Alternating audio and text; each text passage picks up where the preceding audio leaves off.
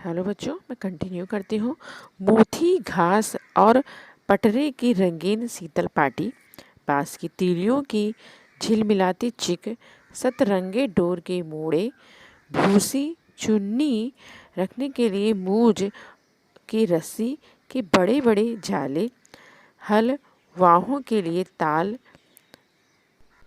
के सूखे पत्तों की छपरी, टोपी तथा इसी तरह के बहुत से काम हैं जिन्हें सृजन के सिवा गांव में और कोई नहीं जानता था। ठीक है बच्चों, ये सृजन के काम है जो गांव में और कोई नहीं जानता था। ठीक है, तो मोती यानी कि एक प्रकार की घास होती है। ठीक है बच्चों, कठिन शब्द लिख लीजिए। मोती यानी कि एक तरह की घास होती है। चिक यानी कि बांस की तीलियों की बना हुआ एक पर्दा होता है। मूज यानी कि एक प्रकार का घास होता है। तो ये सब जो काम थे ना, ये सिरचन के सिवा और कोई नहीं कर पाता था। ठीक है, आपसे पूछा भी जाएगा एग्ज़ाम में कौन कौन से काम करता था। तो यहाँ पे आप इस लाइन को सब अंडरलाइन कर लीजिए, क्योंकि ये सारे काम कौन करता था? सिरचन करता था। ठीक है, यह दूसरी बात है कि अब गांव में ऐसे कामों को बेकाम का काम समझते हैं लोग। लेकिन ये दूसरी बात है कि अब ये लोग इस तरह के काम को कोई पूछता नहीं है, इसलिए बेकाम का काम कहते हैं लोग। ठीक है, बेकाम का काम यानी बेकार का काम। ठीक है, बेकाम का काम जिसकी मजदूरी में अनाज या पैसे देने की कोई ज़रूरत नहीं है। यानी बेकाम का काम ऐसा, जो बेकार काम ऐसा है जिसमें ना तो पैसे देने की ज़रूरत है आपको, ना तो अनाज देने की ज़रूरत है। ठीक है, पेट भर खिला दो, काम पूरा होने पर एक आध पुराना दुराना कपड़ा देकर विदा कर दो। यानी कि बस उसको इतना ही देना रहता था कि उसको पेट भर खिलाना रहता था और जाने के टाइम उसको एक आध पुराना सा कपड़ा उसे दे दो। वह कुछ भी नहीं बोलेगा। यानी कि जो लेने वाला है, सिरचन है या सिरचन के सिवा बहुत सारे लोग हैं हमारे समाज में जिनके साथ इस तरह से किया जाता है, उनसे काम ले लिया जाता है, सिर्फ उनको भर पेट खाना दिया जाता है और जाने के समय उन्हें पुराने कपड़े या कुछ ऐसी चीज़ें दे दी जाती है। ठीक है, लेकिन वो कुछ बोलते नहीं हैं कि उन्हें पैसे चाहिए या कुछ अनाज चाहिए। पहले के ज़माने में इस तरह की चीज़ें होती थी, लोग उन्हें पैसे की जगह अनाज वगैरह दे देते थे। तो ये भी कहानी कुछ इसी तरह से है कि सिरजन को सिर्फ पेट भर खाना ही चाहिए था। ठीक है, अपने काम के बदले। आगे देखते हैं, कुछ भी नहीं बोलेगा। ऐसी बात नहीं, सिरजन को बोलने वाले जानते हैं, सिरजन बात करने में भी कारगर है। तो अब यहाँ कह रहे हैं कि सिरजन बोलेगा नहीं, लेकिन बोल सकता है, क्योंकि सिरजन बात करने में क्या है? कारीगर है। यानी कि उसको बात करना आता है कि कहाँ पे क्या बोलना है। ठीक है, महाजन टोले के भज्जू महाजन की बेटी सिरजन की बात सुनकर तिलमिला उठी।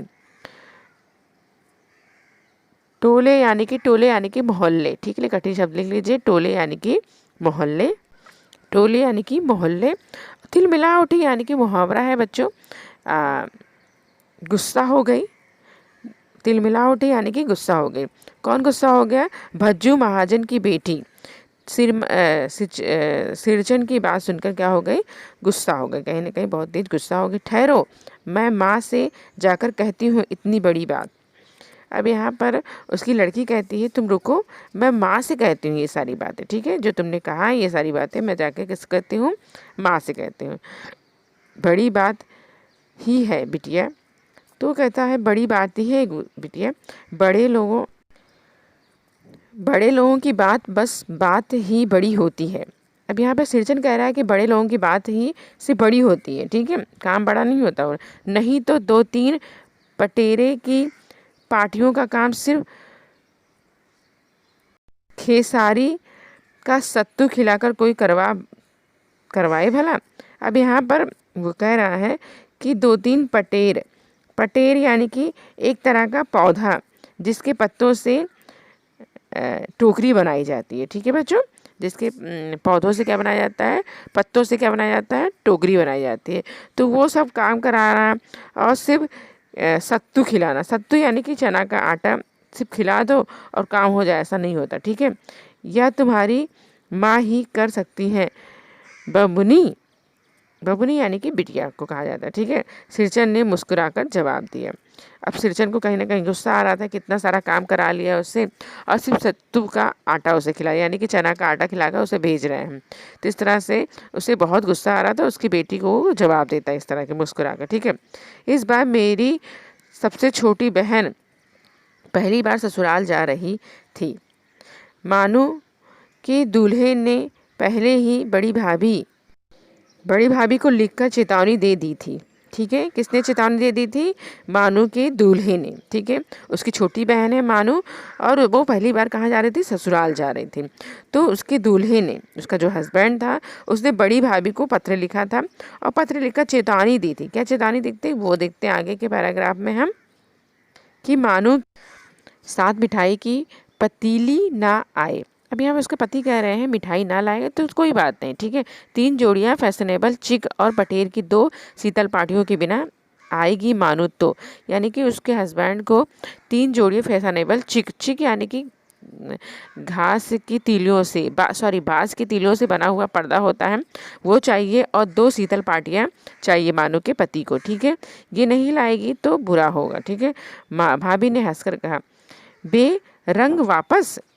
इसलिए 1 सप्ताह पहले से ही सिरचन को बुलाकर काम कर तैनात करवा दिया गया था, यानी कि 1 हफ्ते पहले ही सिरचन को बुलवाकर काम स्टार्ट करा दिया गया था। माँ ने, देखो सिरचन, इस बार नई धोती दूंगी, ठीक है। माँ कहती है कि मैं तुम्हें क्या दूंगी? नई धोती दूंगी, ठीक है। असली मोहर छाप वाली धोती, यानी कि अच्छी क्वालिटी की जो होती होगी, उस समय असली मोहर छाप वाली धोती चलती थी, मैं उसे तुम्हें दूंगी, ठीक है। मन लगाकर ऐसा काम करो कि देखने वाले देखते ही रह जाएं, यानी कि उसकी माँ पहले ही आके बोलती है कि काम इस तरह से करना कि देखने वाले क्या करें? देखते रह जाए। और मैं तुम्हें गिफ्ट में क्या दूंगी? नई धोती दूंगी, मोहर छाप वाली। अंडरलाइन कर लीजिए आप लोग, मोहर छाप वाली धोती को, ठीक है। यहाँ पे आपको पूछा जाएगा कि सिरचन को क्या दिया जा रहा था, तो मोहर छाप वाली धोती दी जा रही थी, ठीक है। नई धोती दी जा रही थी, ठीक है। तो इसलिए मन लगाकर काम करो जिससे सारी चीज़ें तुम्हें आसानी से मिल सके। ये सारी बातें कौन कहता है? उसकी माँ कहती है। किससे? सिरचन से कहती है, ठीक है। आगे देखते हैं।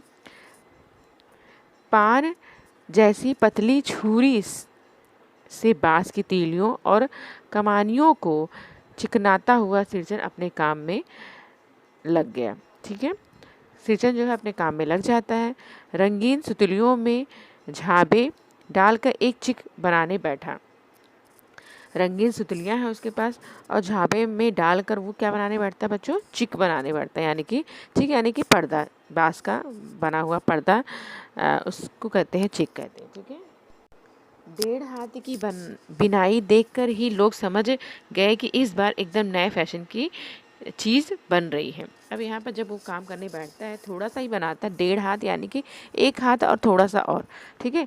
तो उसकी बनावट को ही देखकर लोग क्या समझ जाते हैं कि बहुत ही अच्छी नए फैशन की चिक यानी कि पर्दा तैयार हो रहा है, ठीक है। मछली भाभी से नहीं रहा गया। मछली भाभी जो है उनसे रहा नहीं जाता। वो कहती हैं, वो बोली, पर्दे की आड़ से बोलती हैं। क्या बोलती हैं?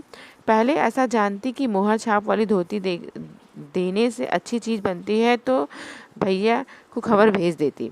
अब यहाँ पर मछली जो भाभी हैं पर्दे की आड़ से बोल रही हैं कि ऐसा कुछ पता रहता ना कि मोहर छाप वाली धोती देने से इतनी अच्छी चीज़ बनती है तो मैं भैया को खबर पहले ही भेज देती, यानी कि अपने भाई को खबर मैं पहले ही भेज देती। आगे देखते हैं कि इस बार एकदम नए फैशन की चीज़ बन रही है। क्यों मैं बोल देती कि भैया को कि नए फैशन की चीज़ बन रही है। मछली भाभी से नहीं रहा जाता है। पर्दे की आड़ से वो बोलती हैं कि पहले से मुझे पता रहता है कि मोहर छाप धोती देने से इतनी अच्छी चीज़ बनती है तो मैं पहले ही भैया को बोल देती, खबर भेज देती। काम में व्यस्त सिरचन के कानों में बात पड़ गई। अब सिरचन ने ये बात सुन ली उसकी, किसकी? मछली भाभी की। कौन सी बात? कि मोहर छाप वाली धोती देने से काम अच्छा होता है। तो इस बात सुनकर वो तिलमिला गया, गुस्सा हो गया। क्या बोलता देखते हैं। बोला, मोहर छाप वाली धोती के साथ रेशमी कुर्ता देने पर भी ऐसी चीज़ नहीं बनती। बुहरिया यानी कि बहू को कहा जाता है, ठीक है। अब वो कह रहा है कि चाहे तुम मुझे ना मोहर छाप वाली धोती भी दे दो और रेशमी कुर्ता भी दे दो, ऐसी चीज़ नहीं बनेगी बुहरिया, ठीक है। मानू दीदी काकी की सबसे छोटी बेटी है। मानू दीदी का दूल्हा अफसर आदमी है। अब कहता है कि मानू दीदी क्या है, काकी की सबसे छोटी बेटी है और मानू दीदी का जो दूल्हा है यानी कि जो हस्बैंड है वो अफसर आदमी यानी कि ऑफिस जाने वाला आदमी है, ऑफिस में काम करने वाला आदमी है।